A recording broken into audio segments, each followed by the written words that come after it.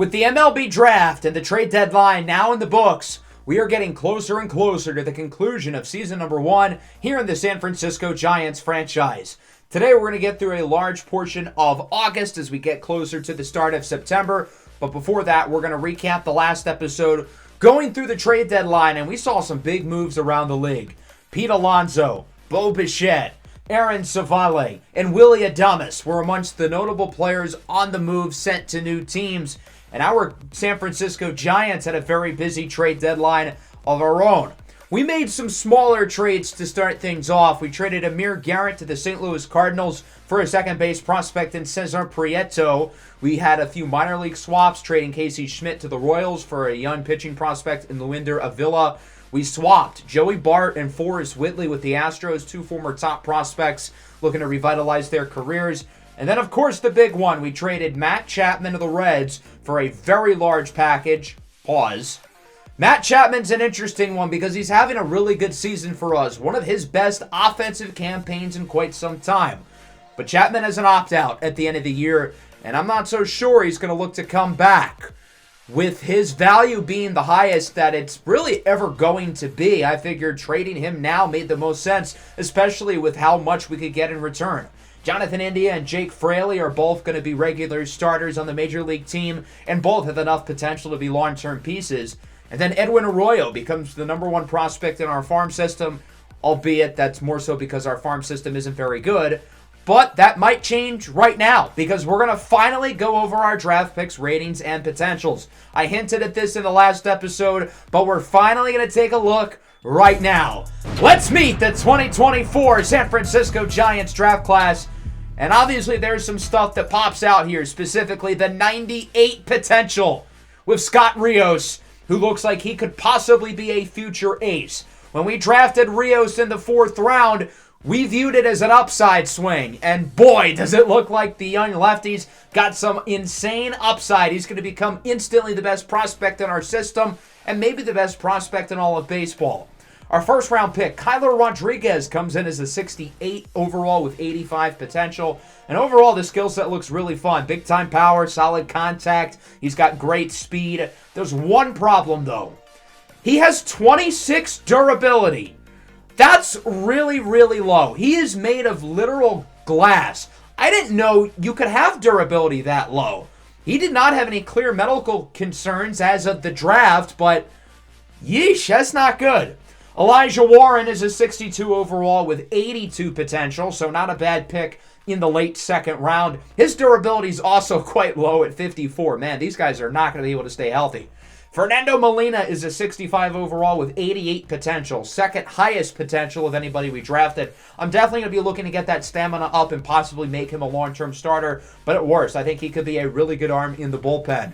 And then, similarly with Scott Rios, we took upside flyers with our last 2 picks, and they don't look as exciting as Scott Rios, but who knows, there could be something there with Federico Casillas and J.J. Green, both of whom have potentials in the upper 70s. Let's take a look around the league at some of the other drafts, take a look at some of the guys who we passed on, and see if we made the right move or not.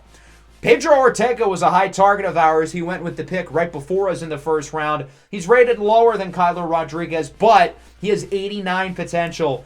Herschel Delahanty and Dave Ventura were 2 more guys we liked that ended up with the Red Sox. The Rays had a solid draft. We looked at Kevin Martinez. He looks quite solid, albeit pretty raw. Mackenzie Puckett was the top projected player in the class. He's only a 60 overall with 81 potential. The number 1 overall pick, Kerry Walls, is a 67 with 83 potential. So it looks like he may never become a great pitcher like, say, Scott Rios, but he's going to be a solid big league player. Scott Burkett with the Royals looks really good. Fred Burke was a guy we looked at. Liam Patterson was another guy we looked at. He only has C potential, but big-time power. Aaron Luke was drafted in the top 10. I don't know why. Finley Davila was our number 1 overall player on the board going into the draft. He's a 63 overall with 86 potential. So his potential is a little bit higher than Rodriguez, but his rating is quite a bit worse off the bat. Brian Weber in Seattle is another guy we looked at. He has C potential. And then going into the National League, the Braves did not have a very good draft. That's pretty rare for them.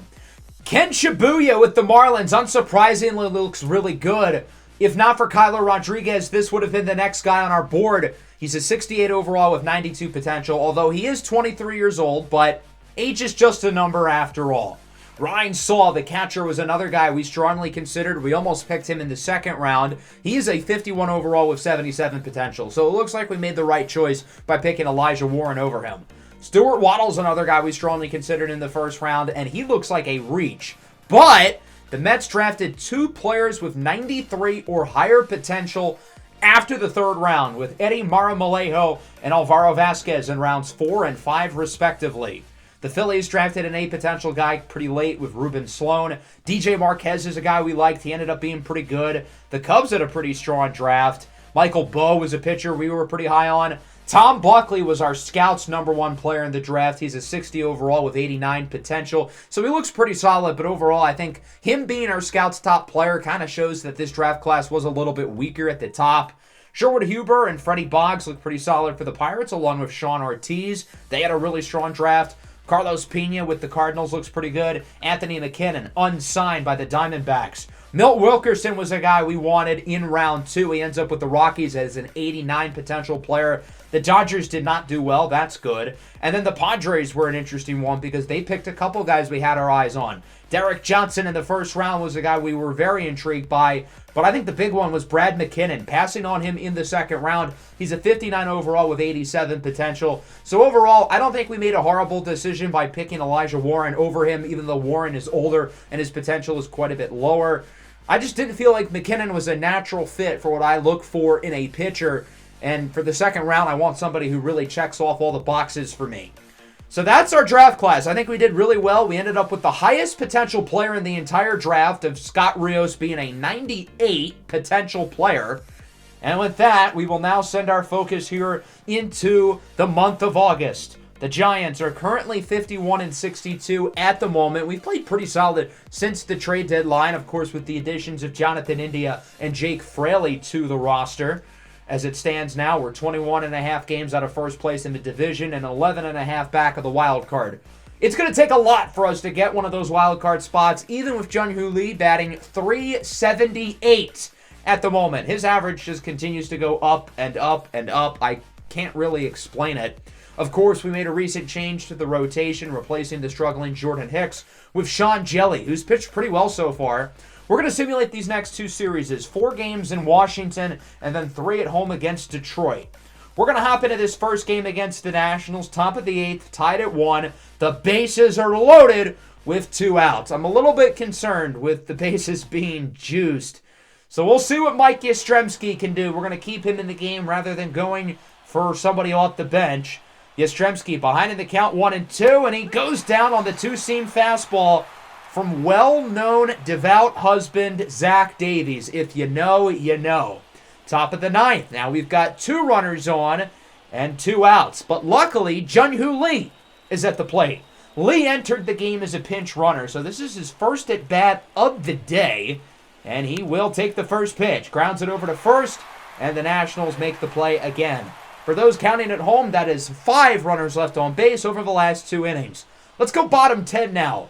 The Giants did score in the top half of the inning, and now we've got to shut the door with the now 2-time All-Star closer, Camilo Doval, who faces off against Nick Senzel. Grounded to third, India fields it cleanly. Throw to first is in time. Now we just got to make sure the 9th hitter doesn't get a base hit. That's going to be Stone Garrett coming in as a pinch hitter. The 0-2. Swing and a miss on the slider. And the Giants win the first of a 4-game set on the road at the nation's capital as they take this one 2-1. Into the second game now. Logan Webb is perfect through 7 innings. Not a shutout, not a no-hitter, a perfect game. We've got to get 6 more outs and we'll make history with Logan Webb. Let's see if we can do it. We'll start with Joey Gallo, who's 0 for 2. The 0-2, swinging a miss on a circle change. 5 outs away from perfection. Stone Garrett is now up for the Nationals. He's behind 1-2. Ooh, that's a close one. Should have been called strike 3, but Webb does not get the call. The 2-2 now on its way for Garrett. That one close, and now the count is full. Obviously, Logan Webb does not want to allow a walk here. That would kill the perfect game. As Garrett grounds it to second, Estrada dives. Going to be a close play. Throw to first is not in time. An infield single, and the perfect game for Logan Webb is dead after 8 1/3, and it's all because the umpire behind the plate made a bad call. We would end up winning the game 5-0. Webb would allow one more hit, a double by C.J. Abrams in the 9th. But if the umpire gets the Stone Garrett call right, say we get through the 8th, then Logan Webb may have never had to play against C.J. Abrams in the 9th inning since he was at the top of the order. Let's hop into the last game now. We ended up winning game 3 and are going for a full 4-game sweep. We're up here 3-1. J.P. Crawford is a triple shy of the cycle, and he swings at a pitch he probably shouldn't have with the count being full, but he wanted to be aggressive, and he ultimately grounds out to third. Luckily, the Giants would win this one and complete a 4-game sweep on the road against the Washington Nationals. And obviously, I get that the Nats are not some great team, but a 4-game sweep on the road, we will gladly take it. That'll bring us into our series now against Detroit. Bottom 8, 2 outs, 2-1, trailing by 1. The lefty, Tyler Holton, is on the mound, and he faces off against lefty masher Jorge Soler, who draws a walk. I wouldn't want to pitch to Soler if I was a lefty, so I get it. The bases are loaded again, dear God, for Jonathan India, who swings at the first pitch. Hits it well into left, but it will be caught. Holton gets out of the jam as it remains 3-2. We're going to get another opportunity, though, in the bottom of the 9th. Andrew Chafin is in to finish it off for Detroit. Runner on first. Wilmer Flores will replace Jake Fraley as a pinch hitter, being that Fraley obviously struggles against lefties, as it's a grounder to first. Torkelson to Baez. Back to Torque. Double play. Tigers win it 3-2. And unfortunately for us, the Tigers would end up completing the sweep. So we win 4 in a row in Washington, but then we get swept by Detroit. This team can never go on a big stretch of wins. I feel like every time we have a big series, we end up kind of going 1 step forward and then going 2 steps back. Now we have the privilege of playing against the Atlanta Braves. Bottom 9, 2 outs, we're down by 2, and Jesus Christ, the bases are loaded. Lamont Wade is up. He's going to stay in the game against Aaron Bummer, and he goes down looking on the sinker. That pitch looked outside, but Bummer places it perfectly. The Giants unable to connect with the bases loaded again as the Braves win it 4-2. Let's hop into the second game now. Tied at 3, bottom 9, 2 outs. An opportunity for the walk-off. Runners on the corners here for Tyro Estrada, who's 0 for 3, looking to change that right here as he hits it pretty well into center field, but it's caught by Michael Harris. Now, luckily, we would win the game in the 10th with a sacrifice fly by Wilmer Flores. So we've tied the series up at 1. I wanted to play in this third game, get an opportunity to pitch with Sean Jelly because he's been pretty good so far since being called up from AAA and entering the rotation. And we might have something here with Jelly as a potential long-term starter. He's pretty young, he's got high potential, and he's having himself a really strong year dating back to the start of the season in AAA Sacramento. Obviously, it's going to be a challenge here against the Atlanta Braves, who are one of the best teams in Major League Baseball. They've, of course, got a loaded lineup. They won't be playing Ozzie Albies today, but we'll see everybody else.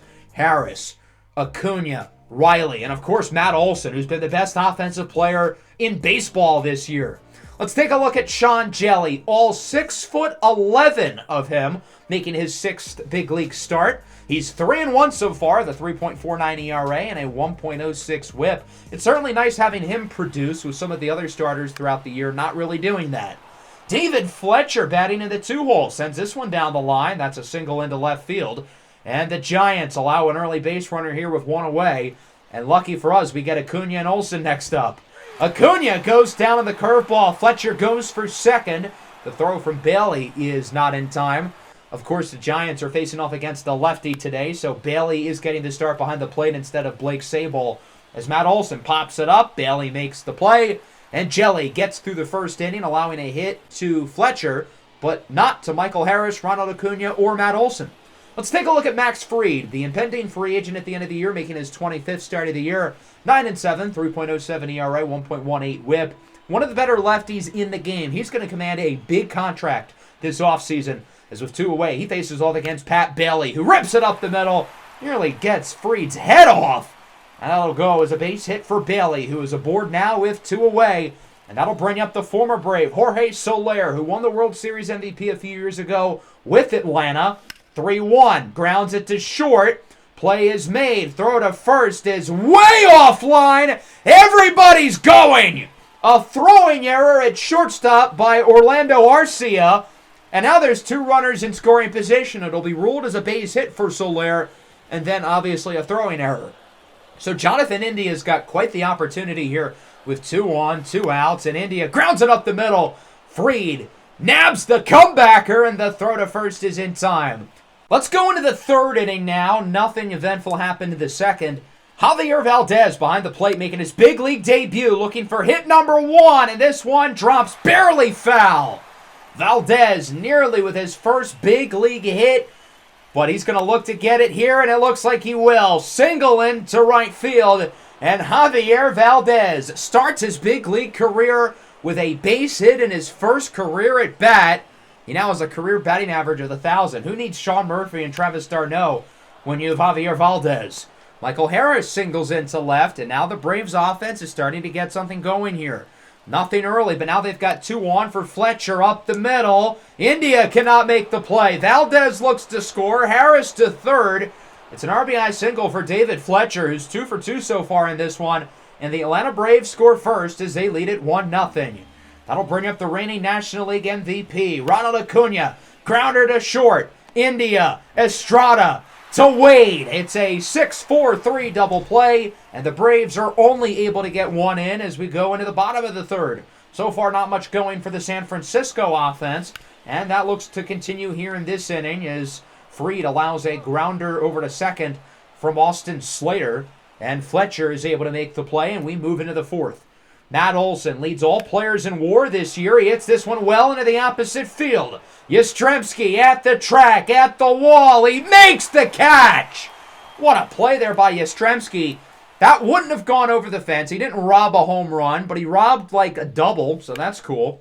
Adam Duvall, sharp grounded to first. Wade bobbles it. He picks it up, tags the bag. And Sean Jelly is looking pretty good through 4. All things considered, facing off against a loaded Atlanta lineup. 1-0 into the bottom of the 4th as Patrick Bailey singles it up the middle. His 2nd hit of the ball game. And the Giants get a runner on to start the inning, and that'll bring up lefty masher, the former Brave, Jorge Soler, who hits this one high and deep into left. At the track, at the wall, it is gone! 2-run homer for Jorge Soler. Some Soler power here in San Francisco, his 27th of the year. I feel like he swung way too early at that pitch, but he still gets it over the fence as he looks to be the first Giant since Barry Bonds to hit 30 home runs in a season, and he is getting awfully close. He's just 3 away here in early August. Mike Yastrzemski now grounds it up the middle. Fletcher, diving play. Throw to first is in time. What a play at second by David Fletcher, who's had an awesome game so far. Who needs Ozzie Albies anyway? Into the 5th, Jared Kelenic gets that one over the glove of Jonathan India for a base hit into left center field, and the Braves get themselves another base runner with 1 away. That'll bring us to the number 9 hitter, Javier Valdez, his first career base hit in his last at-bat, and now he's 2 for 2. What a start for the rookie! Kelenic makes it to 3rd safely, and Atlanta has 2 runners on the corners with 1 out. Sean Jelly will stay in the game for the Giants as Harris hits this one into left field. If you're Yastrzemski, do you let it drop or do you catch it? He's going to catch it, knowing that Kelenic is going to score on the sacrifice. The reason for that is, I think allowing the 1 run to score, but getting the out here is going to be beneficial in the long run. We don't want the Braves to go on a big run with Acuna and Olson and Riley up soon. David Fletcher goes down on the fastball, and sure enough, the Giants only let up 1 here in the 5th as we're tied at 2, and that'll likely be it for Sean Jelly's night. 5 innings, 2 earned. As Thairo Estrada leads off the bottom of the 5th. He ropes this one down the line and fair. Estrada wanted to get 2, but it goes off of the foul fence, and he'll have to stay at first with a leadoff single. 2 away now. The Giants' top of the order is unable to do anything with Estrada. Patrick Bailey looks to change that. He swings at that one early, flies it into left, and it is caught by Jared Kelenic. 5 innings of 2 earned runs from Max Fried. I wouldn't be surprised if that's it for him as well. Tristan Beck out of the bullpen here for the Giants in the 6th.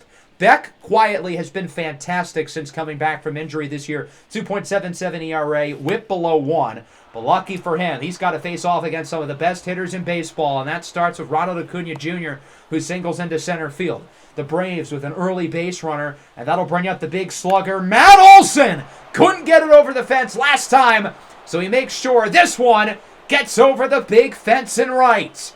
It's a 2-run shot for Matt Olson, his major league leading 36th home run of the year, and this is coming off a season last year where he hit over 50 long balls, and the Braves lead it 4-2.